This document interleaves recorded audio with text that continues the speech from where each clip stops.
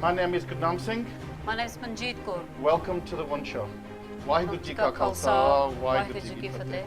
Following the Fixed Term Parliaments Act 2011, the date of the next general election is set for 7th of May 2015, and Parliament will be dissolved on Monday the 30th of March.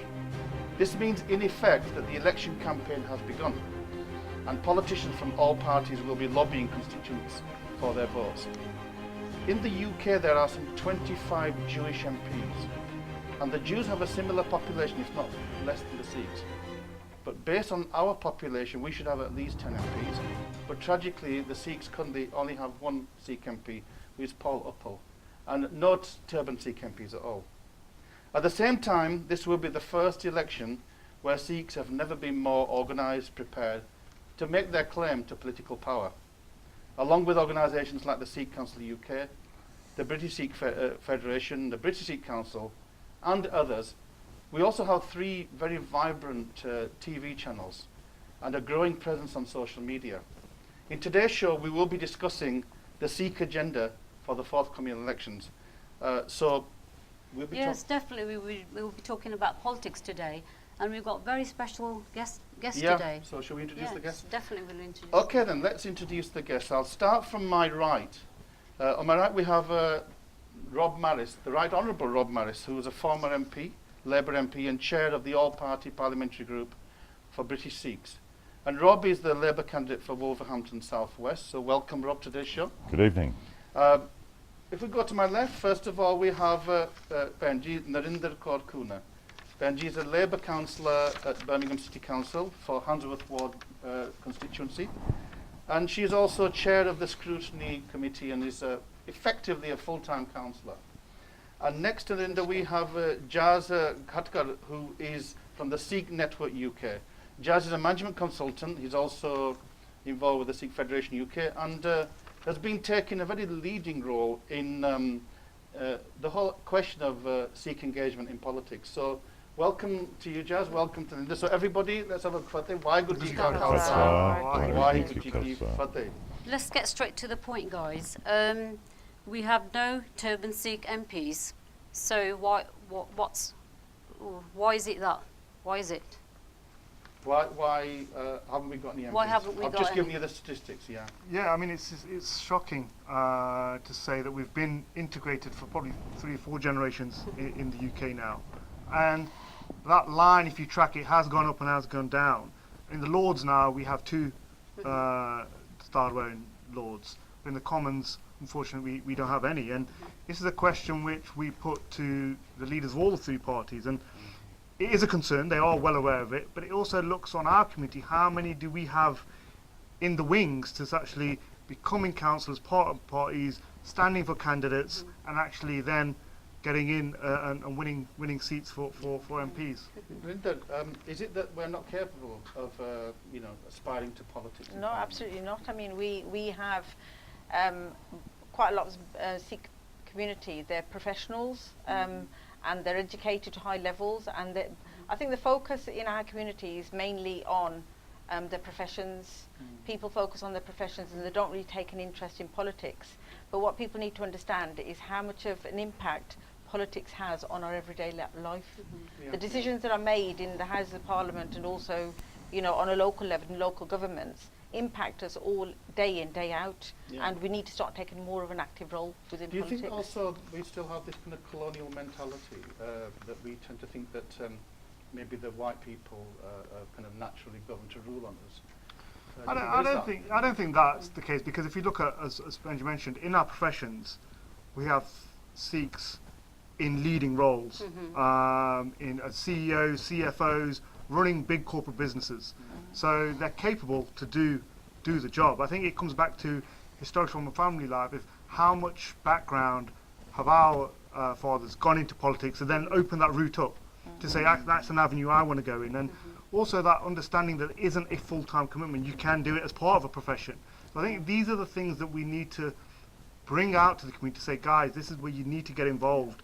And it's not just good enough to be on the outside. Let me honest, the kind of politicians that we do have, it's a sweeping generalisation, but the councillors, even the ones that we do have tend to be semi-articulate, let's put it that way. They might be educated, but their levels of articulation are not very good. I mean, what's your experience of the kind of performance of Sikh politicians? Besides just, you're a brilliant performer, but... I was about to say, is that a criticism? But, I mean, yes, we do. We tend to have people who go into politics from our community that are from older generations, and they don't necessarily have that articulation, that proper understanding of how things work. So I think we need to encourage more younger people to get involved in politics, get involved, have a say. I mean, I can remember the late Pyara Singh Kabra from Southall, which is Mini Punjab. But he was really ineffective, I mean, to be honest. He hardly ever used to make any speech in Parliament. And then, so there is a bit of a kind of an old boys network. Well, we need to get out of the Punjabi politics of things. Yeah, it's the like kind in of our Gurdwara where we'll so we don't look at talent, we look at people and loyalty. And then it's like, that's the candidate and everyone needs to support them. I think we need to break away from that and actually judge, both in our own Gurdwara, in our own politics and nationally, and put the right candidate with the right skills, and then support them completely. Okay, we'll come back because we are going to be discussing the Sikh money. I'm just going to come to you, Rob. You can answer that question as well. But just before that, I'd just like to ask you for your opinion on a very kind of topical, in fact, hot story, which is the potential demise of all the mainstream parties and the victory of UKIP. I mean, we had in the Rochester by-election an annihilation of the Tory vote. The Lib Dems actually got 300, I think. Really terrible, and Labour is going backwards as well. So is it the fact that the reason why maybe young Sikhs aren't involved in politics is because politics is really going down the plug hole? If UKIP can be in the ascendancy, then it is going down the plug hole, isn't it? No, it's a question, a twofold question. One is whether people from all communities see politics as relevant. Of course, politics is relevant to everybody's life, but it's a question of whether they perceive it to be relevant, and lots of people don't, unfortunately.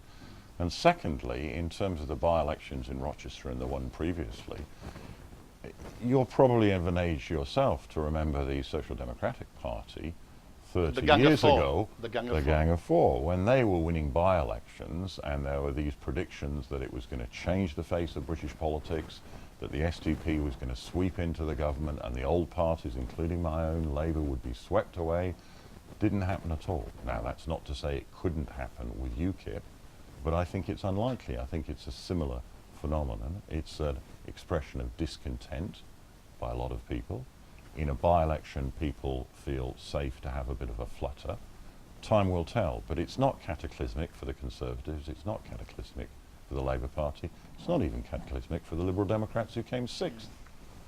But the leader of UKIP said that actually the only radical alternative to what might be seen as a kind of a neoliberal direction is UKIP themselves. They're the people who are speaking for working class people and speaking for business as well. So really, aren't you getting squeezed now on both sides? Well, of course there's a squeeze, but this is from Mr. Farage, who claims to speak for working people, claims to be an ordinary guy. He's the son of a stockbroker, not his fault, but that's his background. He went to one of the top private schools in the country, not his fault, that's his background. He himself became a stockbroker in the city.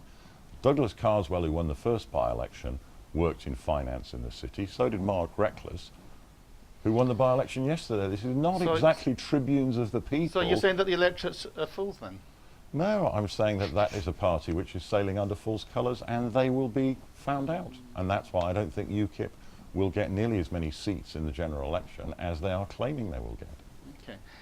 We will be taking calls later on, and even if there are any UKIP viewers or viewers of other parties, then feel free to phone in and give your thoughts about whether you think Sikhs getting involved in politics is a good thing, and if so, which politics should they be getting involved in?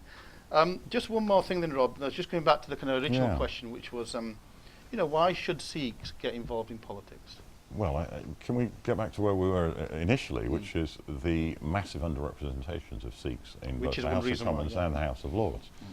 It's a big problem. It's a problem for our society if the elected politicians are not reflective of the society from which they come.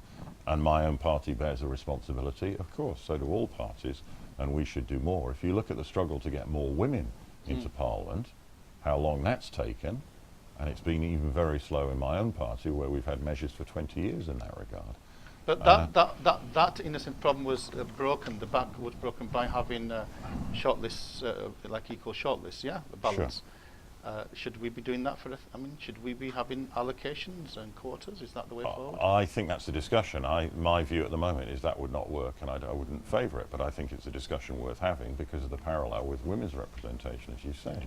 There's also, dare I say it, as a non-Sikh, there's a responsibility within the Sikh community, and it partly, I think, touches on what you referred to earlier, in terms of respect for the elders, particularly the pioneer generation who came here in the 50s and the 60s, some in the 70s. And if you look of the Gurdwaras of which I'm aware of, the management committees tends to be run by older, well-respected elders who've done a fantastic job for the community. I think we're going to see a sea change in the next 10 years because sadly those people are not going to be capable or around to carry on in those roles, and that will enable younger people from the Sikh community to feel more confident not only in the management of Sikh affairs in the Gurdwaras but also in wider society. So I'm optimistic. Okay, well shall we go back to Jazz? I mean, Rob said that we are at kind of a crucial moment, and maybe a change of direction, a generational leap. You're a management consultant. No, do you see this? I do. I think we need to start thinking strategically as well.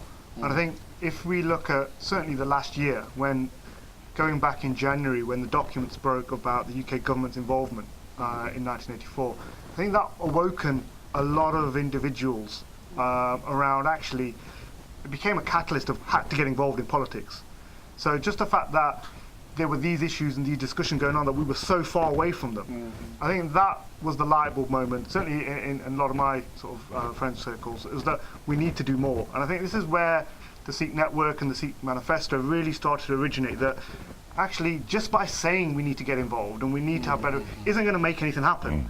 And if we just look at the landscape of our Gurdwara and what have you, and the Sikh politicians, they're not really doing justice to what we really wanted. And we need to be clear of actually what do we want as a community and as individuals, and being able to articulate that and then move forward with that. So I think that was the first step to actually awaken that there is an issue. We will explore actually what we want from politics, the kind of, as it were, the manifesto and what it should be a bit later. I just still want to just explore some of the kind of this discussion about Sikh involvement. Are you going to say something? I was just going to come to Narinder. I was going to ask you, how do you juggle two things, like your work and home? Do you have any children? I do, yes. Yeah. I am the chair of Partnerships, Contract Performance and Third Sector Overview and Scrutiny Committee. And I am also a ward councillor. And obviously there are meetings that are held in the evenings, but most of the work I manage to sort of like manage it in the daytime. What about the hiccups? Do you have any problems, or how do you deal? Initially I did when my children were younger. Now my youngest is 13 years old, so it's a lot easier to balance the work-life balance. So it has made it a lot easier. Rob earlier on said that Labour had actually, I mean, we can remember Blair's Babes, yeah? That we had a whole kind of crop of women coming into Parliament. But many of those had to then drop out of Parliament precisely for those reasons, that actually the way Parliament itself runs, it's not very, it's not very accommodating to difference. And so, what kind of, I mean, do you aspire to become an MP? Is that something that you feel is a target for you? Well, you never know what's in the future. So, never say never. Yeah. But I think you're right. We are trying to promote more women into politics at different levels. I think it's slightly easier at a local level because you're based. I mean, I'm actually based in the ward that I represent. I live there and I work there as well. So that is quite easy for me to balance all of that. But you're based in a local area, whereas when you're in London for 4 days in the week and then you just come home on the weekends, that is very, very difficult. Travelling. Yeah. I mean, at the moment in Birmingham, and also I'm sure in many other cities as well, where there's been huge cuts by the Conservatives and the Lib Dems, and councils are having to find cost-cutting exercises. A lot of the meetings are held in the daytime, are held at the council house, so that actually effectively makes it easier for mothers who are working. There's a real issue, just the logistical side of it, and being a consultant, spent many a year away from home, both in London and internationally. I've got 3 young children at home, so to manage it is difficult. But that's something we need to get used to. And it's not a reason that we don't get into politics. Absolutely, it's harder for women. Again, that's something we need it's like to push having 2 for. jobs for women. Work-life balance is a big issue in the industry workplace as well as in politics. And these are the things that, if you're involved, you can start to influence. If we don't have any women and mothers in politics, the policies aren't going to change. So they need to be in there. Let me come back to you, Rob, on that one. As I say, you said that Labour had made great efforts to get women. And I mentioned Blair's babes, but many of them did have to leave Parliament, and that was tragic. Actually, I think you're wrong there. I don't think many had to leave Parliament at all. Well, there was a real issue around both misogyny in Parliament, and the question I wanted to bring... Definitely there was. But the question I want to bring to you is whether one of the reasons why maybe minorities and Sikhs might be a bit afraid of going into Parliament is, it's an all white boys Etonian kind of network, isn't it? It's actually quite a hostile place. I mean, you've been in there. Tell us, what's it like on a day-to-day basis? Well, I don't think it's a particularly hostile place. However, you are quite right that is a widely held perception. Absolutely. And it is a bit of an old boys club. Not nearly as much as some people think it is, but it is. That's right, and the statistics are clear. However, that shouldn't and hasn't stopped Sikhs and other ethnic minority groups from making their way in our country quite properly. If you look, for example, at hospital consultants, my father was a hospital consultant, so I have some idea what it was like. Now, I'd like to think he personally wasn't like this, but it was a bit of an old boys network, a lot of them being to private school. He became a consultant before I was born in 1948. In those days, almost all the consultants were white. It's an educated guess that 95% of them were men. It was an old boys network. If you look now, the number of consultants who are not white men is huge, the proportion now. That's great. And that came through legislation and a change in social mores and the education and self-confidence, for example, of Sikhs or Pakistani heritage Muslims and so on, to say, we've got the skills, we've got the talent, we are going to make our way in that arena, and it can be the same in politics. Jazz, I was just going to say, sorry, did you want to? Can I just add on that? When I first started in politics as a councillor nearly 9 years ago, some of the councillors who were white middle-class councillors from the other parties kind of looked down on me. But then I thought to myself, I'm here in my right as an elected member, exactly the same as you are. And so I just put that to the side, and I went ahead, and if there was the policies or any discussions, I put my views forward. And really, the fact that there's more white middle class politicians should be more of an argument for us to say, well, why aren't we there? Narinder, you said look down on you. What do you mean by down? Was it racism? Was it about your gender? Well, I think it was probably a mixture of both when I first started. But then I thought to myself, well, I'm here in my own right. You're a councillor, the so same you have as to myself. be strong for yourself. So I had to be strong. So I had to be assertive. And I thought, okay, well, I'm not going to let that deter me. I'm here to do a job, and I will do my job regardless of what you know, how you look at me. And now those same councillors talk to me with respect. But I mean, that's the kind of challenges that you have from above, maybe. But Jazz, I mean, our community is, the petty politics within our community. Sometimes it feels like we have more enemies from within our community against other Sikhs than from outside. And I know that, and you said that maybe that generation is kind of waning, but it's still strong, isn't it? I mean, look at... I think it's still there. I think, personally, I mean, let me give you an example. When we had the recent appointment in the House of Lords, I've forgotten the guy's name, Lord Surrey. I mean, it was the Sikh Federation UK that were campaigning against. No, so just to clarify, I think that and it's absolutely welcome Lord Surrey inclusion to the House of Lords, and that was very clear in the statement. The issue was under the guise in which the Tory party advertised it, in that he was representative of the Sikh community, done a lot for the Sikh community, and his was the Conservative government recognising that contribution and appointing him on that basis. That basis was not factual. and in that most of the organisations that were referenced had not heard of Lord Surrey, and you'll be yourself, no one in the community had really heard of Lord Surrey. He's not been active in the community fairs. Seen him in Tory party conferences in the audience many times, and even on the stage. So. Yeah, so he was, and he was a huge donor to the Conservative Party, and that was, and the actual office of appointment is investigating that case. So. Yeah. From a community point of view, we absolutely welcome Lord Surrey being at the House of Lords. Yeah. We welcome more, but then it should be done on the correct grounds. The appointment should be done on, if we're going to appoint someone who represents the community, then they should be someone who is representing the community. If they're doing someone because they're a big donor, that's fine, appoint them, but be clear on why you're making that appointment. And that's what the issue was, that don't try and get point scoring and marks for identifying the Sikh community and putting a representative in when they actually haven't, because we suffer for that, because here is somebody who maybe isn't in tune with all the issues that we have, is then considered and looked upon and called on to solve those issues that he probably isn't up to speed on. I mean, I was going to ask you, Jas, we have so many professionals like Sikhs. Why don't they ever come forward to be an MP or where are we going wrong, basically? Yeah, I think it's a real question. And I think if we stand back and we looked at this as why are we in this situation?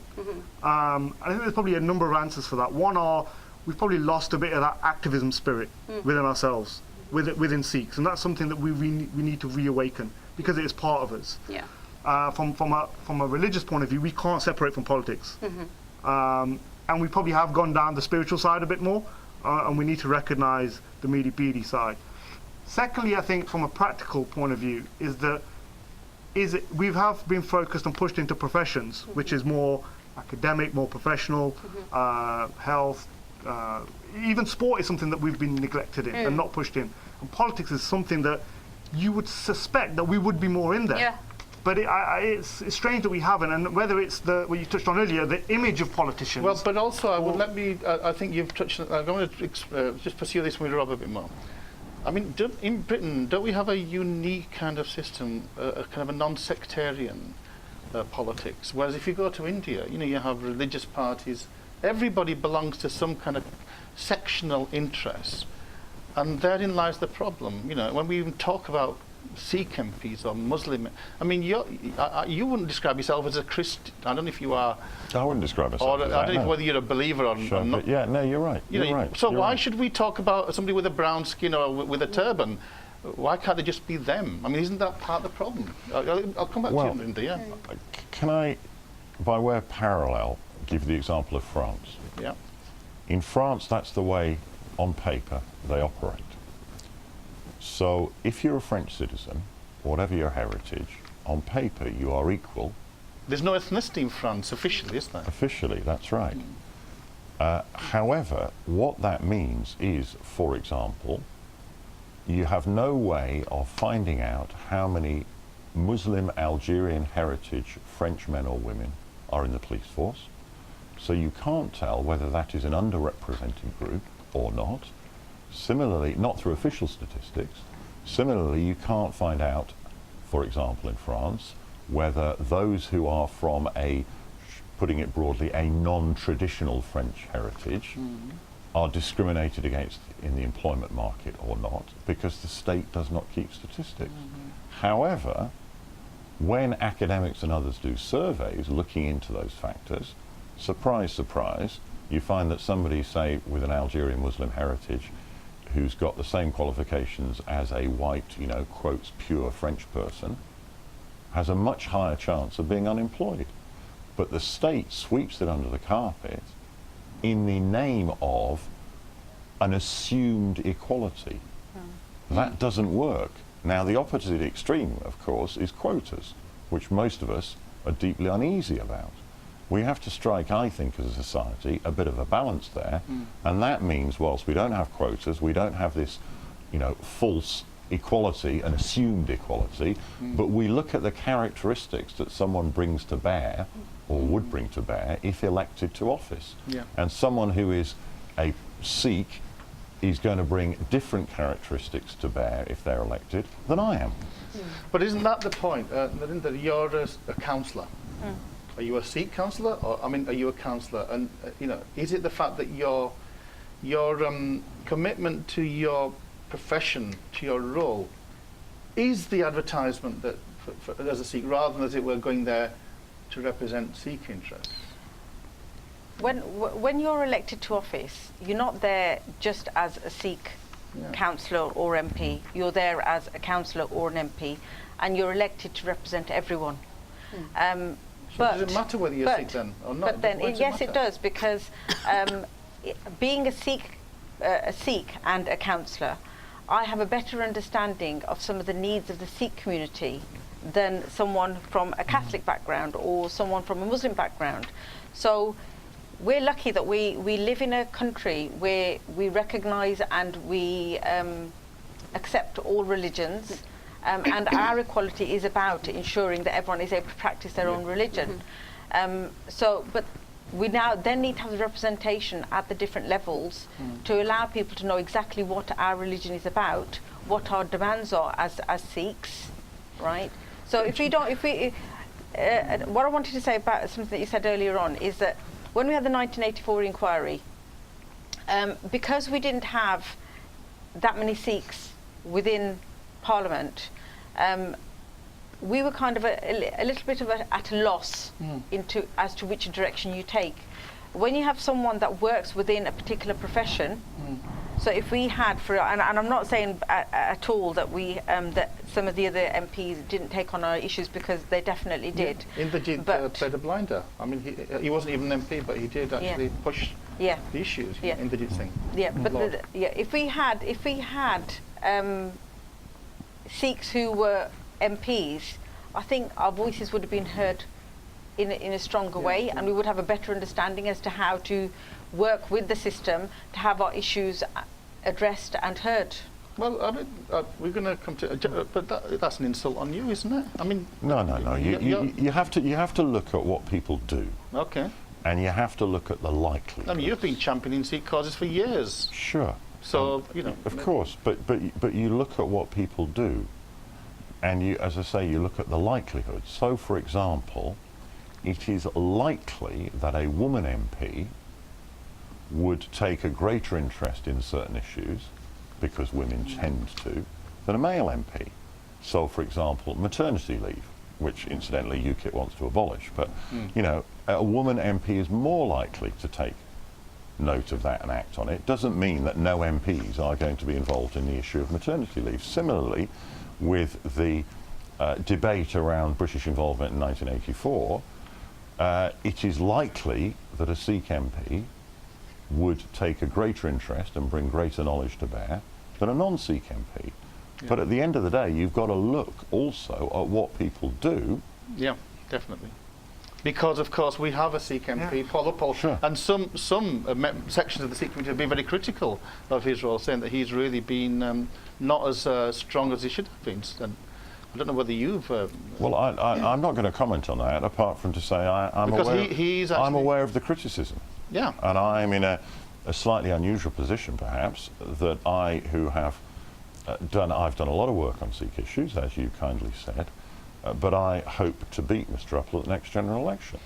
Now, in that context, I would be... So you're hoping to unseat a Sikh, yet argue for more Sikhs in Parliament? I think this comes to the question. I'm arguing for more Sikh Labour MPs in Parliament. I am a member of the Labour Party. What other parties do is up to them. But I do think, as I said earlier, that a Parliament which is more reflective of the society it seeks both to represent and to govern is likely to command greater respect and greater interest, and that is healthier for democracy. Okay, Jazz, you would have come in and then we'll I think we need to recognise it's a multicultural society that we live in, and inclusion and diversity is nothing new. So that's there, and we need to address it. I think when we talk about representation, and it comes down to, first and foremost, yes, we do want more Sikh representatives there, but also we need the right representation. Yeah. And you touched on, there's no point having 20 Sikhs there, but none of them are doing or we're acting on the issues of the Sikh community and are furthering their own personal causes. That doesn't do it. So in our own belief, we need the people who represent the issues accurately and correctly, and also have that grassroots involvement. Yeah, absolutely. Jas, I know you've been developing on the Sikh manifesto. What is it all about then? So the Sikh manifesto, I guess where it came from was we wanted to and it takes about the situation and the landscape of where we are in today. And we looked at, there were a lot of organisations out there, a lot of people do, the Federation you mentioned, in the political sphere, others are doing a lot of on youth engagement and sort of in the victims and what have you. So there's a lot of organisations are working in various disciplines with student bodies. And what we never really had was an overall strategy and a roadmap to collate all of those organisations together and bring them together on the major issues. So that's what started the conversation around bringing a network together, to actually bring individuals who had skills, who had experience, and weren't necessarily part of an organisation or a gurdwara, but wanted to get involved. So it was to attract that kind of audience as well. Yeah. And then when we got the network sort of up and mobilised, it was like, what are we going to do? And we wanted to be very clear that we need something that's achievable, very clear, and a given time frame and an outcome of here's what we're going for. And given that the election was upon us, that was a perfect opportunity to say, okay, what are the responses we get from politicians? And we consulted with Rob and many other former MPs to say, you tell us what it is that the Sikh community aren't doing. Yeah. So we got that feedback to say, is it we're not able to articulate our issues, or we've not put them down clear enough, or we're not clear enough. All of these messages we got back, and so, okay, let's take that on board, and also bridge the gap that we have as a community to say, we need to pull something together, primarily, and that's what the Sikh Manifesto was something that will run up to the next general election and beyond, which is a culmination of the issues that go across the spectrum of the Sikh community.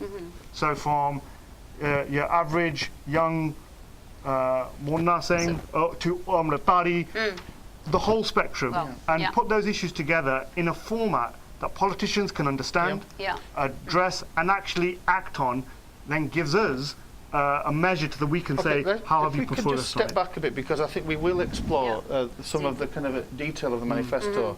And I'll just remind the viewers that we will probably go for another 20 minutes or so. And then we will open the lines up so people can ask questions and ask. Maybe Paul Uppel, if he's watching, can ask why there should be a Conservative in Wolverhampton South East, not Labour. But just step back a bit, yeah. We've got the Sikh Manifesto here, and I know that this is a working document. It's a consultation document. You've got 10-point plan there. But who's actually driving this? You said that there's the Sikh network. I mean, is it the Sikh Federation UK? Is Sikh, I mean, who is the Sikh? So the network is, so the Federation, the Sikh Council you mentioned, they're all part of the network. And I think all of us here actually have played some part in the network. Everyone has responded or is being consulted on. So effectively we have an audience which is the Sikh network. And so that's it's really not an organisation as such, it's just a kind of coming together of people. Yeah, it's a collective of all the existing organisations, Gurdwara, but as importantly, the individuals, who are the individual activists are out there that maybe have been put off by entering the Gurdwara politics, maybe find it restrictive to join an organisation, but have a passion to do something. Again, we talked about the revelations, that's triggered something, that people want to do stuff. We've had lawyers, we've had consultants, we've had other professionals that have reached out after the June demo to say, I want to do something, how can I contribute? And what we have to recognise is not everybody can give 100%. So what we need to build a mechanism, and that's where I think some of the organisations don't satisfy this need, is that we need to allow individuals to give as much time as they have on a topic that they are specialist in. And I think this is where the network and the manifesto really blend in to say, if you got X amount of time, you come in on this issue. You've had 6 consultations of them, yeah? So that was it. So what we did was, we put the idea out, we got a general consensus that this was the right thing to do. So we had 6 consultations up and down the country, so 1 in East London and West London, 2 in the Midlands, in Leicester and Birmingham, and 2 up north in Leeds and Bradford. Yeah. And we took a 10-point agenda, which had been compiled through various conversations and feedback beforehand. And those 10 points were shared with individuals. And again, it is a working draft, those 10 may go down. So where did the 10 point, because it's really important, because just the viewers, this is a very, very important move. And it's really important for the whole community to be behind this, yeah? And so I think it's important that as much transparency as you can. So did the 10 points come out of these consultation events, or were the 10 points put to the consultation events? So the 10 points were put to the consultation on for debate and discussion. Where the 10 came from, there originally was 5 when we first started to draft it, and it was a group of individuals that myself and others included that we consulted with. We looked at previous documents, so the Sikh agenda, which was put together in 2001, had a number of points and a lot of cross organisations had put that together.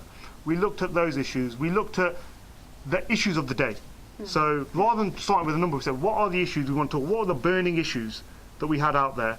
We used the June demo where a number of resolutions were passed around these are the burning issues. They were incorporated, live issues were put in. Then we started a wider consultation. The schools, Sikh Ethos schools was brought in, grooming so being it's that a kind of was brought in. It's a work in progress. It's a work in progress, yeah. It's not defined, it's Let not me just complete. Rob, I mean, listen, you've been observing Sikh politics or Sikh community organisation and activism for many, many years from Wolverhampton. Where do you position this current kind of, the Sikh manifesto? How do you see that? I mean, have you contributed to that? I mean, how do you see it? Well, I've contributed a little bit, but I think, for want of a better way of describing it, it's the icing on the cake. That is, the cake is the core issues of UK politics. The health service, crime, employment, the cost of living crisis. Those things cut across all ethnic and racial groups. That's the cake, if I can put it like that. Then there are issues which are of particular interest to Sikhs. There are not many non-Sikhs in the United Kingdom who are familiar with the atrocities of June and October, November 1984. Correspondingly, there are not many Sikhs in the United Kingdom over the age of 10 who are not broadly familiar, and some sadly intimately familiar, with those horrific events.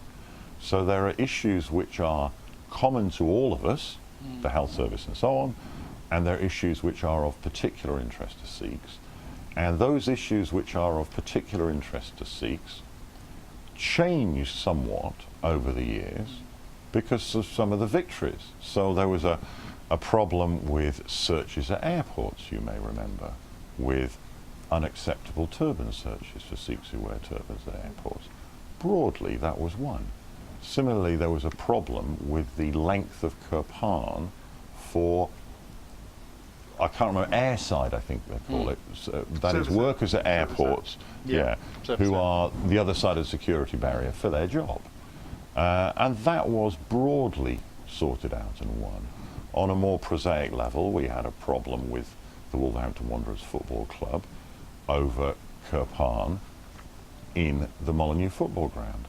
That, through a very constructive debate with the club, was won.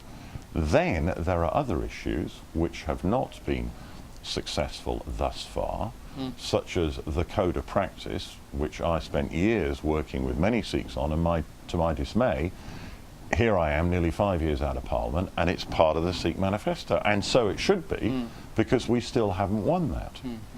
So there have been some gains. Building sites. So yeah. So what is and will be of particular interest to Sikhs in the UK, as I described it, perhaps not very well, as the icing on the cake, those additional, sometimes intensely felt like, that can be a changing landscape. Yeah, absolutely. So, I mean, you've conveniently kind of started to identify maybe some of the manifestos. So if I can just identify, just before you go into that, I think the important theme of the manifesto is it's actually slightly different how Rob positioned it. Is look, it's not only to share what we've done as a Sikh community. We talked about the issues. Talked about contribution in the World War is also part of the manifesto. Yeah. And I think it's a recognition that we have given a lot to the British society and the country, and it's now we also need to acknowledge that there are things that we also need as a community. Yeah. So it's a positive theme throughout, that we have given so much, and we now deserve better. So paradoxically, what you're saying is, in a sense, make Sikhs visible in other ways than the obvious kind of visibility of Sikhs, in ways that hasn't been acknowledged and recognised. Let me just for the viewers, ਆਪਾਂ ਦਰਸ਼ਕਾਂ ਲਈ ਥੋੜਾ ਜਿਹਾ ਇਹ ਜੋ 10 point ਮੈਂ ਪੰਜਾਬੀ ਚ ਥੋੜਾ ਜਿਹਾ ਦੱਸ ਦਵਾਂ ਕਿ ਅੱਜ ਦੇ ਪ੍ਰੋਗਰਾਮ ਦੇ ਵਿੱਚ ਅਸੀਂ ਜੋ ਅਗਲੇ ਸਾਲ UK ਪਾਰਲੀਮੈਂਟ ਦੇ ਵਿੱਚ ਮਈ ਦੇ ਵਿੱਚ ਜਨਰਲ ਇਲੈਕਸ਼ਨ ਹੋਣਾ ਤੇ ਉਹਦੇ ਵਿੱਚ ਸਿੱਖਾਂ ਨੇ ਬਹੁਤ ਹੀ ਤਗੜੇ ਉਪਰਾਲੇ ਕੀਤੇ ਵੀ ਸਿੱਖਾਂ ਦੀ ਗੱਲ ਉੱਥੇ ਹੋਣੀ ਚਾਹੀਦੀ ਆ ਜੇ ਸਿੱਖ MP ਨਹੀਂ ਬਣ ਸਕਦੇ ਜਿਹੜੇ MP ਹੈਗੇ ਆ ਉਹ ਸਿੱਖਾਂ ਦੀ ਗੱਲ ਕਰੇ ਸੋ ਇੱਕ ਆਰਗੇਨਾਈਜੇਸ਼ਨ ਹੈਗੀ ਜਿਸ ਦਾ ਨਾਮ ਸਿੱਖ ਨੈਟਵਰਕ ਜਿਸ ਦੇ ਵਿੱਚ ਬਹੁਤ ਹੀ ਵੱਖਰੀਆਂ ਸੰਸਥਾਵਾਂ ਸਿੱਖ ਕਾਉਂਸਲ UK ਸਿੱਖ ਫੈਡਰੇਸ਼ਨ ਤਾਂ ਹੋਰ ਵੀ ਤਾਂ ਇੰਡੀਵਿਜੂਅਲਸ ਦਾ ਵੀ ਯੋਗਦਾਨ ਹੈਗਾ, ਐਮਪੀਆਂ ਦਾ ਵੀ ਯੋਗਦਾਨ ਹੈਗਾ। ਤੇ ਉਹਨਾਂ ਨੇ 10 ਨੁਕਤੇ 10 ਪੁਆਇੰਟ ਪਲਾਨ ਬਣਾਇਆ ਜਿਹੜਾ ਕਿ ਵੱਖਰੇ ਵੱਖਰੇ ਸ਼ਹਿਰਾਂ ਦੇ ਵਿੱਚ ਕੰਸਲਟੇਸ਼ਨ ਦੇ ਤੌਰ ਤੇ ਉਹਨਾਂ ਨੇ ਪੇਸ਼ ਕੀਤਾ ਔਰ ਇਸ ਨੂੰ ਡਿਵੈਲਪ ਕਰਕੇ ਤਾਂ ਫਿਰ ਇਹਨਾਂ ਦਾ ਇਰਾਦਾ ਵੀ ਆਪਾਂ ਮੇਰੇ ਖਿਆਲ ਜਨਵਰੀ ਤੱਕ ਜਨਵਰੀ ਦੇ ਵਿੱਚ in January they're going to present this manifesto to all the parties to say, look, you know, if you are wanting the support of Sikhs, that, you know, we want to know what your position is. And I think that you've also identified 50 target seats, particularly, haven't you? Yeah, I think the strategy, we'll come back to, we need a clear strategy. Yeah. And the strategy one was, first of all, let's get a collective that can bring all the minds and all the ideas and thoughts together. Yeah. And not be partisan in terms of their own party politics. Rise above that. And I think we are getting that. The response that we've had on the email, and anyone who's listening can join it on the Sikh Network at hotmail.com, but we're on Twitter and Facebook. Just do that bit slower, because there will be people out there who are wanting to get engaged, email, and maybe see a copy of the Sikh. Yeah, so if anyone goes on to Facebook, it's the Sikh Network on Facebook. Twitter, it's the Sikh Net. And email is the Sikh Network at hotmail.com.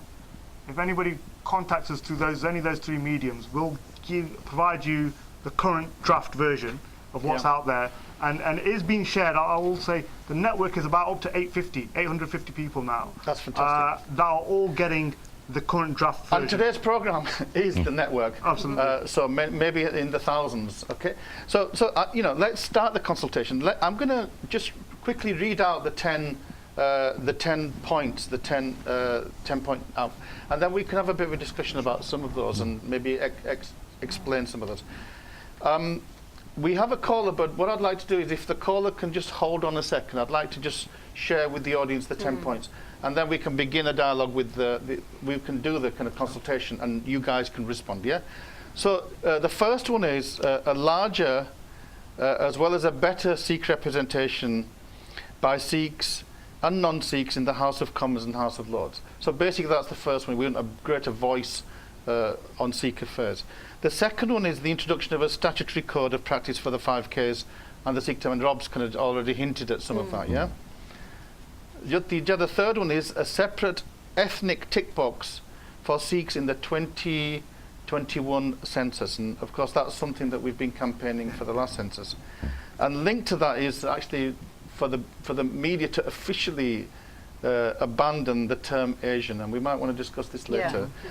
Okay. The fourth one is support for an independent public inquiry into the British involvement in the June 1984 attack on the Sri Darbar Sahib, and also the issues in the connections in November as well, because there are those papers. The fifth point is determined UK government action against the perpetrators of grooming and forced conversions, and it's nice to note that some of the police forces are already, I mean, Birmingham, for example, I think has got some injunctions at the moment. So I think already we are seeing some change there. The sixth point, support for a network of publicly funded Sikh ethos schools. And again, the schools are there, so I suppose it's about support and expansion of that. The seventh one is allocation of a suitable site in central London for a permanent monument to highlight the Sikh sacrifices in the First World War. 8, the UK government working with other governments to exert pressure on France and Belgium to honour decisions by the UNHCR with respect to the discrimination against Sikhs in those countries around the turban. Okay, you talked about the French Republic. Yeah, we might have to have another revolution in France before we get there. And number 9, UK government recognition of the events of June and November as being a Sikh genocide, and also engagement with UN Security Council on that.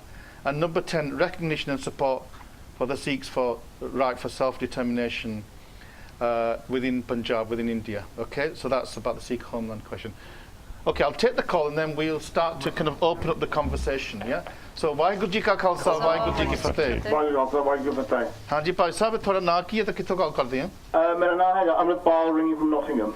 Amritpal, I think you've been listening into the conversation, and Yeah. what's your thought then about this Sikh manifesto and the kind of campaign? Okay, I mean, I think there's a number of, I've been watching the programme from the beginning, there's a number of interesting points being raised. One is about this issue of the Sikh community and representation of within political parties by Sikhs. And I think the chap, is it Bob or Rob, said something about the cake is the core issues, okay? Now, what I'd like to add in there is, in the manifesto talks about things like monuments and things, events of 1984, the genocide, etc. Yep. But what about promoting the Sikh values, okay? There are certain core values which in some ways are quite British. For instance, the concept, not the concept, the cherished belief within Sikhism of gender equality, okay? The belief within Sikhism of accepting of the faith, the feeding of the hungry. These kind of active things that the Sikh community do believe in and practice should also be the core values that we try and propagate. And in some ways, a lot of these values are also British values. So we should say, not just the monuments, but also to be able to to demonstrate to others, actually these values, we've been taught or encouraged to follow these values by the gurus for hundreds of years. Amritpal, that's brilliant. And let me just confirm, he's one of my colleagues in the university, so you can see wise words. Thank you so much. Rob, I mean, Amritpal's made some really interesting points there. I want to respond to any of those. Yeah, I think there is and should be a cross-fertilisation between different cultures. That's one of the reasons why it's not just, empty small L liberal rhetoric to say one embraces diversity. My culture can learn from your culture.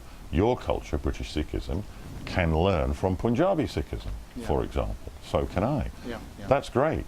But when I was talking about the cake and the icing, and I think Amrit understands this, I suspect all of you have been in Gurdwaras when politicians, white, have trooped in, and the first thing they're talking about is how they're champions of Sikh issues, and they don't start, as I often try to, if I'm giving a political speech in as much as one can give one in a Gurdwara, talking about the things I talked about before: health, crime, education, because too many politicians, white politicians, I've seen them, and I'm sure you've seen them in the Gurdwaras, they troop in. They patronise the community, let's be honest. And it's like, oh, well, Sikhs don't use the NHS, Sikhs don't use education, Sikhs don't get worried about crime, because if they did, these politicians would be talking about it. I mean, it's ridiculous. We all know it's ridiculous. So now that is starting to change, along with the other thing that I must say, which is starting to change in Wolverhampton, thank goodness, and I hope it is, or maybe it changed before in other cities and towns, is politicians, generally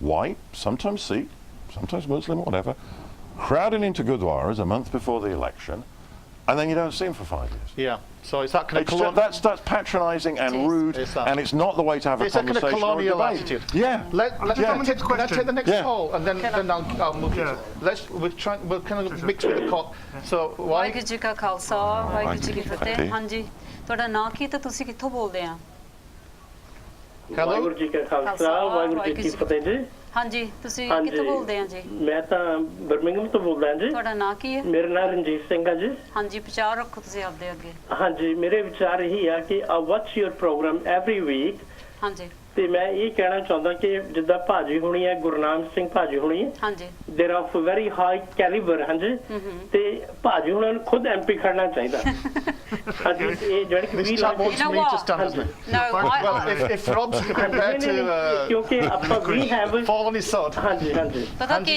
ਹਾਂਜੀ ਇਹਨਾਂ ਦੀ family life ਨਹੀਂ ਫੇ ਹੋਣੀ ਜੀ MP ਨਹੀਂ ਭਾਜੀ we require ਆਪਣੀ ਭੈਣ ਦਾ ਪਰਮਿਸ਼ਨ ਨਾਲ ਮੈਂ ਤੇ ਆ ਰਿਹਾ ਜਿਹੜੇ ਬੰਦੇ ਆਪਾਂ ਚੁਣ ਕੇ ਲੈ ਕੇ ਆਉਂਦੇ ਆ ਉਹ ਦੇਖਣ ਕੁਝ ਹੋਰ ਹੁੰਦੇ ਆ ਤੇ ਉੱਥੇ ਕਰਦੇ ਕੁਝ ਹੋਰ ਆ ਹਾਂਜੀ ਇਹ ਮੈਂ ਦਿਲੋਂ ਕਹਿ ਰਿਹਾ ਆ ਮੈਂ ਕੋਈ ਜਿੱਦਾਂ ਮੈਂ ਇਹ ਗੱਲ ਦਿਲੋਂ ਕਹਿ ਰਿਹਾ ਵੀ we require people like ਭਾਜੀ ਦੇ Ranjit, ਬੰਦੇ ਸਾਨੂੰ ਚਾਹੀਦੇ ਆ I'll put your point to just and Waheguru ji ਕਾ Khalsa Waheguru ji the allegation is that when we do bring people forward, they're not really worth. I think what Mandeep said earlier is absolutely right. That Sikh values also need to be part and parcel. And two things I want to touch on. One is that will absolutely be the core of the manifesto. And again, it's being drafted, but we're thinking the whole introduction will be about the core values of Sikhi, how it connects with the British values, and how we actually.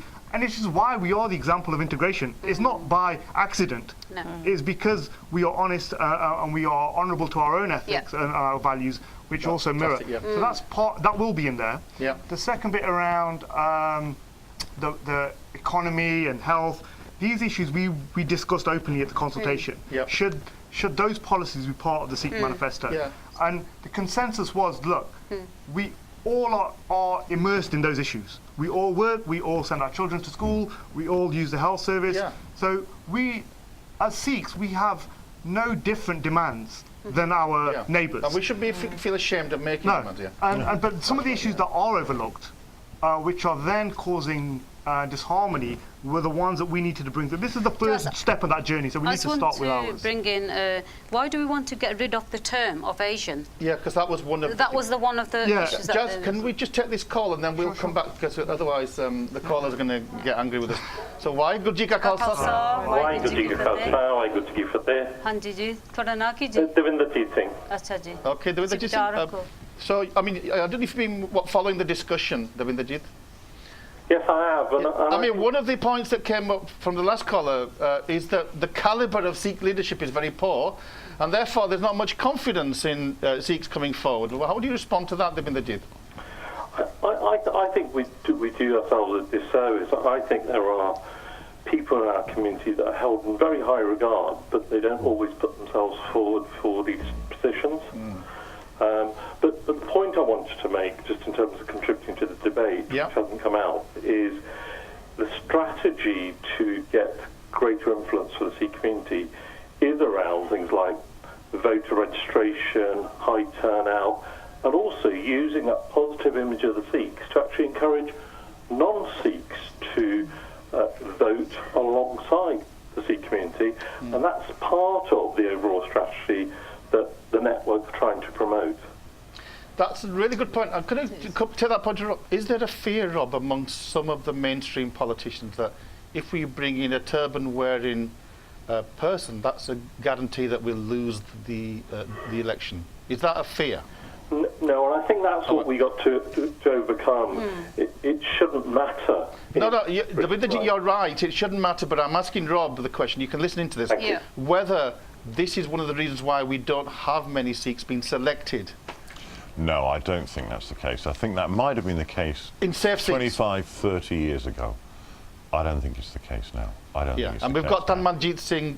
There's Chaz Singh. Chaz, that's not a safe seat, but certainly Manjeet is in Gravesend is a safe seat, Well, sure. If you look at it's not safe. Isn't it? I think there's a Singh in Scotland who's standing, which is, I think he's close running, but the others are second, third candidates. So. I mean, okay, but hang on. Look at Parmjit Singh Dando, right? Who was an MP for Gloucester, 2001 to 2010. Now, that is not a town which is full of Sikhs at all. You know, but he's not a turban. I mean, if he had been a turban-wearing Sikh, maybe they would have. I don't think it would have made. I don't know. I don't know Gloucester that well. I don't think that would have made much difference. And he's married to a white woman as well. Sure, but I know that. But maybe a few votes. In 2001 when he got elected, not these days. Okay, Devinderjeet, are you still with us? Yes, I'm still with you. Just final comment, and then we'll kind of move on to the panellists.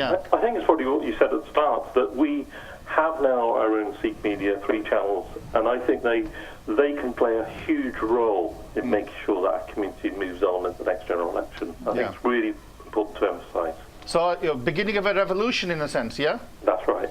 Thanks very much, Jaz. Going back to that question, why do we want to get rid of the term Asian? I think on that, it's... And then we'll get you. What it comes out, it broad brushes a whole section. I mean, the term Asian actually is not really derived from anything. And it's just been used in this country by the media. It's the only time it really gets used. And really what it's... I know where it came from. Do you want to educate the audience? It actually came from the Foreign and Commonwealth Office at the time when the Ugandans were ejected from Africa, from East Africa, because those Ugandans initially were Indians. They came from India, pre-partition India. But some of them from Bangladesh and Pakistan, so they thought, what should we call them? So they called them Ugandan Asians. And that's where the term Asian was invented by the Foreign and Commonwealth. But I've got another call, and then I want to get another. Just quickly, I think what it is now is, if you look at how it's being used in the media, it will be used to describe, broad brush a whole section of community when there is a specific community that should be identifiable. Asia is a third of the world's population. Yeah, so I think that's why we need to be very clear. Not very precise. No. And if Sikhs do something wrong, call it out what it is, and call it spade a spade is really what it is. Let's take the next call. Anji, Waheguru Ji Ka Khalsa, Waheguru Ji Ki Fateh. Hello. Hello. Haji, you're on live. Give us your name and where you're calling from. Yeah, Waheguru Khalsa. Waheguru Ji Ka Fateh. My name is Rabinder Singh. I'm calling from Birmingham. Haji Rabinder, what would you like to say? Yeah, I've just listened to this show. There's a couple of points I'd like to make. First, I'd like to commend the Sikh Network for bringing up this agenda and bringing up in a manifesto. The point I would make to them is, though, for this to work, it really does need the whole community to go behind it. And the place to start that is at our Gurdwara. We need to start teaching our community that we need to vote for our people, and only then can we get elected. Okay, The second point I'd like to make is really open to the whole panel. You've got a situation where, for argument's sake, the Labour Party has a positive discrimination for women.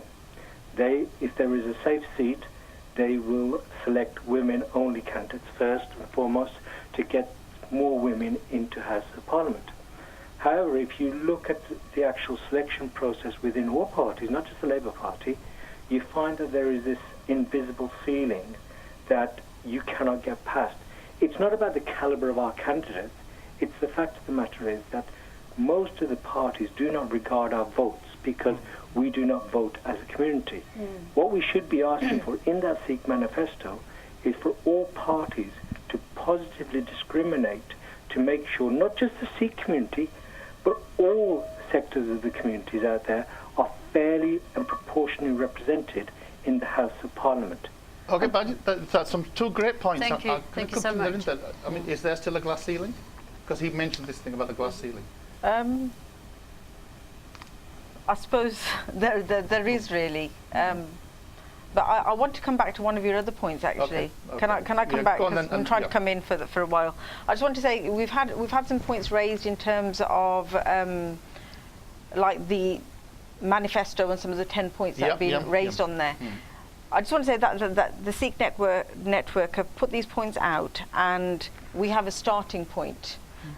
And once we start getting politicians in, or we get the parties starting to recognise some of the demands of the Sikh community, that more points could be added on. So you think a working this document. needs to be expanded then? Well, it would be once the parties start taking on board some of the demands of the Sikh community. I mean, given what Rob was saying, that there are the broad social justice issues that we fight across the board, yeah? But is there anything specifically Sikh that's missing on that? Yes, there is. I mean, firstly, I'd like to say in Birmingham, we have actually recognised Sikhs and Jews as an ethnicity. Yeah.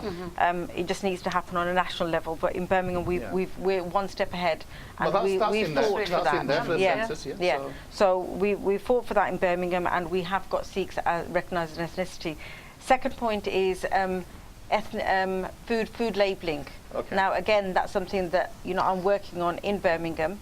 We have ethnic vegetarian, and we also have the food labelling in terms of halal and non-halal food as well. Okay. So we need more involvement in those day-to-day kind of concerns that people have. Okay, let's take another call. We'll take another call. Yeah, and then what we'll do is can I just put in, because Rabinder raised a very interesting point about positive action within the Labour Party. It's starting to happen in the other parties. And then he went on to talk about Sikhs voting as a bloc, which I have reservations about. I think Sikhs should vote on the issues as they see them, and different Sikhs will see different weighting to different issues. But if it's about getting Sikh MPs, then isn't that the way forward? Well, tactical voting. The difficulty with positive action is that whereas in every constituency in the United Kingdom, roughly 51% of the voters are women, so you can have, as we've had in the Labour Party, positive action for 20 years to encourage women MPs. It's much more difficult. For example, in Wolverhampton South West, which I seek to represent, there is a very big Sikh community. There's a very big Muslim community, and within that Muslim community, a growing proportion of them is not from a Pakistani heritage, for example. There's also a big African Caribbean community, and there's a growing, although still small, African community. So if you're talking about positive action and encouragement, it's very difficult without making it in any party, a head office carve-up to say, well, which seat for Westminster would we as a political party say, for example, we're going to have an all-Sikh shortlist? So you might create a ghetto. You might create a ghetto kind of constituency. Yeah, I think it's one very, thing- very Okay, difficult. Just a minute, I'm going to stop you, Gurnam, now. I'm going to let Nrinder finish her point, because she's didn't Sorry, finish her point. I just really. wanted to say that in terms of in the Labour Party, we have actually created, a group called Sikhs for Labour. And Sikhs for Labour, I'm actually one of the board members on Sikhs for Labour, and Sikhs for Labour has been formed primarily to look at some of the issues for the Sikh community. And it's a newly formed group. We're sort of like getting people to know a little bit about us and join the group. But one of the main functions of this group is going to be looking at the demands of the Sikh community. But I'm going to take one last call, and then we'll close the lines, and then we've got some time just to pick up all the issues here and anything. So, Waheguru Ji Ka Khalsa, Waheguru Ji Ki Fateh. Hello. Hello जी भाई खालसा वाहिगुरू जी की फतेह जी भाई साहब थोड़ा स्वागत है call channel ते दसो नाम दसो तो कित्थों करदे कॉल जी मैं ना जैव सिंह है बर्मिंघम तो बोल रहा मैं जैव सिंह जी साडा भाजी है हाँ जी हाँ जी जी आया नु भाजी की कहना चाਹੁੰਦੇ हाँ जी दसो जी मैं थोड़ा सुनदा सी प्रोग्राम जी, जी। बहुत सोहना चल रहा ते बाकी जेड़ा तुसी सिख मैनिफेस्टो च गल कर रहे हैं ना ਇਹਦੇ ਬਾਰੇ ਵਿੱਚ ਇੱਕ ਪੁਆਇੰਟ ਮੈਂ ਐਡ ਕਰਨਾ ਚਾਹੁੰਦਾ जी दसो जी ਉਹ ਇਹ ਆ ਵੀ ਜਿਹੜੀਆਂ ਸਾਡੀਆਂ ਸਿੱਖ ਵੈਲਿਊਜ਼ ਆ ਨਾ ਜਾਂ ਇਕੁਐਲਿਟੀ ਦੀ ਆ ਜਾਂ ਸਾਡੀ ਜੋ ਕੁਝ ਵੀ ਅਸੀਂ ਜਿਸ ਨਜ਼ਰੀਏ ਨਾਲ ਸਮਾਜ ਨੂੰ ਦੇਖਦੇ ਹਾਂ हाँ जी ਉਹਦੇ ਵਿੱਚ ਉਹਦੇ ਅਨੁਸਾਰ ਅਸੀਂ ਚਾਹੁੰਦੇ ਆ ਵੀ ਸਾਡੇ ਨਾਲ ਫੇਅਰ ਟ੍ਰੀਟ ਹੋਵੇ ਕਮਿਊਨਿਟੀ ਦੇ ਵਿੱਚ ਮੁਲਕ ਦੇ ਵਿੱਚ ਸਮਾਜ ਦੇ ਵਿੱਚ ਜੇ ਤੁਸੀਂ ਫੇਅਰ ਟ੍ਰੀਟਮੈਂਟ ਲੈਣੀ ਆ ਤਾਂ ਤੁਹਾਨੂੰ ਆਪਣੀ ਰਿਪਰੈਜ਼ੈਂਟੇਸ਼ਨ ਉੱਥੇ ਉਹਨਾਂ ਥਾਂ ਤੇ ਕਰਨੀ ਪੈਣੀ ਜਿਹਨਾਂ ਥਾਂ ਦੇ ਉੱਤੇ ਡਿਸੀਜਨ ਮੇਕ ਹੁੰਦੇ जी जी ਸਾਨੂੰ ਸਿੱਖ ਹੋਣ ਦੇ ਨਾਤੇ ਉੱਥੇ ਸਾਡੀ ਪ੍ਰੋਪਰ ਯਾਨੀ ਕਿ ਰਿਪਰੈਜ਼ੈਂਟ ਅਸੀਂ ਕਰੀਏ ਫਿਰ ਜੋ ਕੁਝ ਵੀ ਸਾਨੂੰ ਅਸੀਂ ਇਹ ਨਹੀਂ ਚਾਹੁੰਦੇ ਵੀ ਸਾਡੇ ਨਾਲ ਕੋਈ ਸਾਡੇ ਇਸ਼ੂਜ਼ ਜਿਹੜੇ ਆ ਬਹੁਤ ਸਾਡੇ ਪੱਖ ਦੇ ਹੋਣ ਜੈਵ ਸਿੰਘ ਜੀ ਮੈਂ ਤੁਹਾਡੇ ਨਾਲ ਥੋੜੀ ਵਿਚਾਰ ਕਰਾਂ ਕਿ ਜੇ ਪਹਿਲਾਂ ਆਪਾਂ ਆਪਣੇ ਲੀਡਰ ਜਦੋਂ ਭੇਜਦੇ ਮੋਰੇ ਅੱਧੇ ਅਨਪੜ੍ਹ ਹੁੰਦੇ ਆ ਤਾਂ ਮੋਰੇ ਗੱਲ ਵੀ ਉਹਨਾਂ ਨੂੰ ਕਰਨੀ ਨਹੀਂ ਆਉਂਦੀ ਤਾਂ ਗੱਲ ਕਰਦੇ ਵੀ ਹੈ ਨਹੀਂ ਉੱਥੇ ਚਾਹ ਸਮੋਸੇ ਪੀ ਕੇ ਖਾ ਕੇ ਤਾਂ ਆ ਜਾਂਦੇ ਆ ਤੇ ਸਾਨੂੰ ਇੱਕ ਨਵੀਂ ਲੀਡਰਸ਼ਿਪ ਨਹੀਂ ਹੁਣ ਪੈਦਾ ਕਰਨੀ ਚਾਹੀਦੀ ਜਿਹੜੀ ਕਿ ਹਾਈਲੀ ਐਜੂਕੇਟਿਡ ਹੋਵੇ ਬਿਲਕੁਲ ਜਿਹੜੀ ਤੁਹਾਡੀ ਤੁਸੀਂ ਗੱਲ ਕਹੀ ਆ ਇਹ ਬਿਲਕੁਲ ਠੀਕ ਆ ਕਿ ਜਿੰਨਾ ਚਿਰ ਜਿਹੜੇ ਸਾਡੇ ਲੀਡਰ ਆ ਉਹਨਾਂ ਨੂੰ ਸਾਡੇ ਸਿਧਾਂਤਾਂ ਦੀ ਸਮਝ ਨਹੀਂ ਹੈ ਅਤੇ ਉਹ ਵੈਲ ਐਜੂਕੇਟਿਡ ਨਹੀਂ ਹੈ ਤੇ ਜੋ ਕੁਝ ਵੀ ਉਹ ਸਾਡਾ ਸਮਾਜ ਸਾਡੇ ਜੋ ਕੁਝ ਧਰਮ ਕਹਿ ਰਿਹਾ ਉਹਨੂੰ ਡਿਲੀਵਰ ਨਹੀਂ ਕਰ ਸਕਦੇ ਪ੍ਰੋਪਰਲੀ ਤੇ ਜਿਸ ਵੇਲੇ ਉਹ ਆਪਣੇ ਜਿਹੜੀ ਸਾਡੀ ਵੈਲਿਊਜ਼ ਆ ਉਹਨਾਂ ਨੂੰ ਮੋਹਰੇ ਰੱਖ ਕੇ ਉਹਨਾਂ ਨੂੰ ਪ੍ਰੋਪਰਲੀ ਸਮਾਜ ਦੇ ਵਿੱਚ ਇੰਪਲੀਮੈਂਟ ਨਹੀਂ ਕਰ ਸਕਦੇ ਉਹਨਾਂ ਚਿਰ ਤੁਸੀਂ ਕੁਝ ਨਹੀਂ ਤੁਹਾਨੂੰ ਪ੍ਰਾਪਤ ਹੋ ਸਕਦਾ ਓਕੇ ਜੀ ਸੋ ਹਾਈ ਕੈਲੀਬਰ ਸਾਨੂੰ ਜੈਵ ਸਿੰਘ ਜੀ ਬਹੁਤ ਧੰਨਵਾਦ ਤੁਹਾਡਾ ਜੀ ਵਾਹਿਗੁਰੂ ਜੀ ਕਾ ਖਾਲਸਾ ਵਾਹਿਗੁਰੂ ਜੀ ਸੋ we are going I think a lot of people touched on you touched on the 50 target seats, and this is the thing of the strategy was how do you first of all was define the group, then is the what, which is the manifesto, then how do you action that and that's where the 50 target seats is the initial plan, and what we've done is identified 50 seats using the last election results where the population of Sikhs in that constituency could swing the vote. If we've looked at the margin of victory in those 50 seats. So in effect, actually, that strategy could give you the kind of balance of power in terms of the influence. This is where we looked at, because we are a minority, but if you look at the numbers, voter registration, we're pretty high. We need to be 100% high. Turnout to vote, Sikhs are one of the highest ethnic groups, if not the highest, with the Hindu community. So that's a target that we all need to register to vote. Absolutely. We all need to go out and vote for whoever, but go out and vote. And then in terms of the third one, we talked about of using a friend and colleague to vote your way.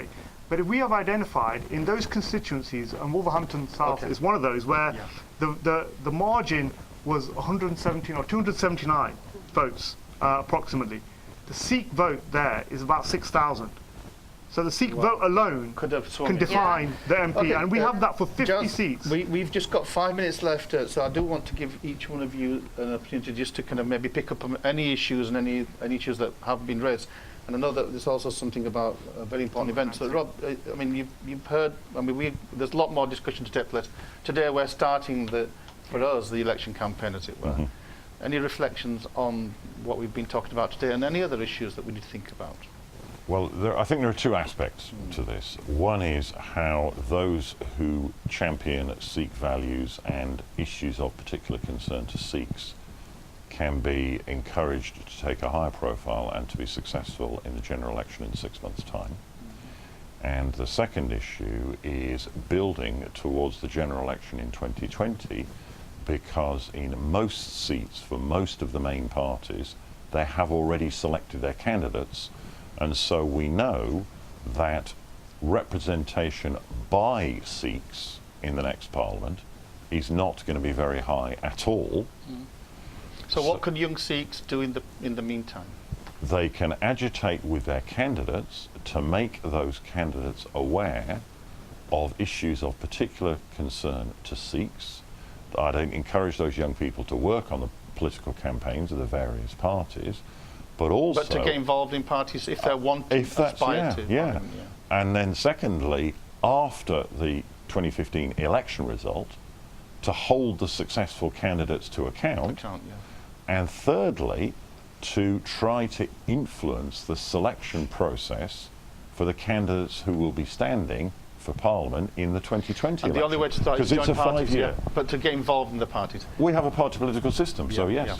Jazz, I know that there's a really important event happening on Sunday, a week on Sunday. Before we call that, I think the big point of the network, what we touched on today, is that it is a moving document, it's a living, breathing document. It will adapt, it will evolve, and it will only do that with the contribution of everybody. So again, please email the Sikh Network at hotmail.com, or if you're on Facebook, like the Sikh Network page and share your ideas. Tell us about Week on Sunday, because we are running out of time. So first and foremost is this Sunday, forthcoming Sunday, the 30th of November, is an international remembrance. We're in November, 30 years on, that we have to mark the tragic events of November 1984. And it's an international conference held at the Wolves Civic Hall in Wolverhampton, or between 12 p.m. and 4 p.m. on Sunday the 30th of November. Entry is free, so please join. There's coaches coming from many gurdwara up and down the UK. Find out if there's a coach from your town and book your seat. You can get a ticket on Eventbrite. Go to eventbrite.co.uk, put in 30th anniversary, and you'll find there you can get free tickets just to register. Make your own way there. We've got a full international guest speaker lineup. And you've got India. HS Fulka? HS Fulka has been reached. We're waiting to hear confirmation from him. We've reached out we've got a professor from the UN who advises on minority rights. Sanjay Suri, who was an eyewitness, a CNN reporter. The whole emphasis... they're going to be playing. And the play, we've got Kultar's Mind specially commissioned and brought over to perform the play. And that is a play enacted by non-Sikhs from the Jewish community to really visualise the tragic events of November. So, Punjabi मैं दर्शकों को ਦੱਸ रहा 3 ਨਵੰਬਰ ਐਤਵਾਰ ਨੂੰ Wolverhampton civic ਹਾਲ 12 ਤੋਂ ਲੈ ਕੇ 4 ਵਜੇ ਤੱਕ ਇੱਕ ਬਹੁਤ ਹੀ ਇਤਿਹਾਸਕ ਇੱਕ ਫੰਕਸ਼ਨ ਹੋਣਾ ਜਿਸ ਦੇ ਵਿੱਚ ਬਹੁਤ ਵੱਡਾ ਇਕੱਠ ਹੋਣਾ ਜੋ 30ਵੀਂ ਵਰ੍ਹੇਗੰਢ ਜੋ ਸਿੱਖ ਕਤਲੇਆਮ ਜੈਨੋਸਾਈਡ ਦਿੱਲੀ ਦੇ ਵਿੱਚ ਹੋਇਆ ਸੀਗਾ ਉਸ ਦੇ ਬਾਰੇ ਸਾਰੇ ਵਿਚਾਰ ਹੋਣਗੇ ਉਹਦੇ ਵਿੱਚ ਬਹੁਤ ਹੀ ਇੰਟਰਨੈਸ਼ਨਲ ਲੈਵਲ ਦੇ ਜਿਹੜੇ ਬੁਲਾਰੇ HS ਫੁਲਕਾ UN ਤੋਂ ਵੀ ਹੋਰ ਵੀ MPs ਵੀ ਹੋਣਗੇ Amnesty International ਔਰ ਉੱਥੇ ਬਹੁਤ ਹੀ ਇੱਕ ਦੇਖਣ ਵਾਲੀ ਚੀਜ਼ ਤੁਸੀਂ ਜੇ ਜਾਣਾ ਤਾਂ ਤੁਹਾਨੂੰ ਟਿਕਟ ਲੈਣਾ ਪਊਗਾ ਟਿਕਟ ਫ੍ਰੀ ਆ ਪਰ ਤੁਸੀਂ ਇਵੈਂਟਸ ਇੰਟਰਨੈਟ ਤੋਂ ਤੁਸੀਂ ਲੈ ਸਕਦੇ ਆ ਜੇ ਤੁਹਾਨੂੰ ਨਹੀਂ ਪਤਾ ਤੁਸੀਂ ਆਪਣੇ ਬੱਚੇ ਨੂੰ ਕਹੋ we will also have 500 tickets on the day that they do turn up. ਨਹੀਂ ਮਿਲਦੇ ਤਾਂ ਤੁਸੀਂ ਉੱਥੇ ਗੇਟ ਡੋਰ ਤੇ ਵੀ ਲੈ ਸਕਦੇ ਆ so please come but most importantly don't just come yourselves bring your young the children because it's a long struggle so that's really it's a predominantly English program as well and then any kind of thoughts I mean Rob's kind of outlined one of the points I was going to make but what I wanted to say is that I feel it's really important that even if people aren't able to commit to time in terms of becoming MPs or councillors, especially as councillors, you can become a councillor and have a full-time job as well because you have many councillors who are accountants, solicitors, etc., and councillors as well. But you can engage in other ways. For example, you can become members of parties, you can become governors at schools. So you have to start getting involved in the process in terms of decision making at different levels. And our community is lacking on all those levels. We don't seem to engage. you know, embroiled in our family lives, in, you know, the Gurdwara Too busy making work. money. Yeah, yeah. So, you know, we need to start engaging at all different levels. Yeah. So I would actively encourage people. So when you have an opportunity to become a governor at a school, that makes key decisions for your child's education, or become a Labour Party member, you can get involved in the selection process for councillors, MPs. So have your say. We have just got a couple of more minutes. Rob, I mean, you have been an MP. I have. What advice would you give to any aspiring young Sikh who would like one day to be an MP? What should they, I mean, we're talking about an undergraduate now. Maybe we're talking about sixth formers. Go and get a proper job. No, I'm serious. There are too many MPs who've never had a real job. I'm not in any way would dampen down their hope and their aspiration. I thought you were going to say, go and do philosophy, economics and politics at Oxford University. Right. Surprised to hear that, yeah. And then join the Bullingdon Club and then you're in. Well, too many, from all parties, including mine, there are too many MPs who've never had what most people would regard as a real job. You know, I plead innocent because I was a solicitor for many years. And the second reason to give that advice to a young person is very few people become MPs. Therefore, if you set your heart on it at 18, 19, 20, 21, even if you do what you think are all the right things to become an MP, you may not become an MP. I mean, you know, conversely, I never planned to be an MP. Though I set myself as a successful solicitor here in Birmingham for many years. But is it a rewarding job? Absolutely, absolutely, because politics, whether people think it's interesting or not, has a relevance to everyone's lives. Everybody watching this programme, if they walk outside the building they're in and look at the street, that street will have a speed limit. That speed limit was set by politicians. It didn't drop out of the sky. Politicians can change things and do change things. If you want your say in society, best to get involved. Okay. I mean, just to quickly touch on, when talking about politicians and politics today, the second event we have got is on Tuesday the 2nd of December, actually in the Houses of Parliament. So Portcullis, at the Attlee Suite in Portcullis House, Parliament is also marking the 30th anniversary, and that's set up by the APPG for British Sikhs. And again, there will be Amnesty will speaking there. The play will also be on in Parliament, so that's quite a historic event. So anyone in the London area, first and foremost, please attend, contact your MPs. You can go on the Sikh Federation website and get a letter, a template letter, or on Sikh Federation Facebook. Send that letter to your MP, ask them to attend, and go out and watch, and then they'll learn about these things, and it makes that much easier for us to then lobby on. Manjit?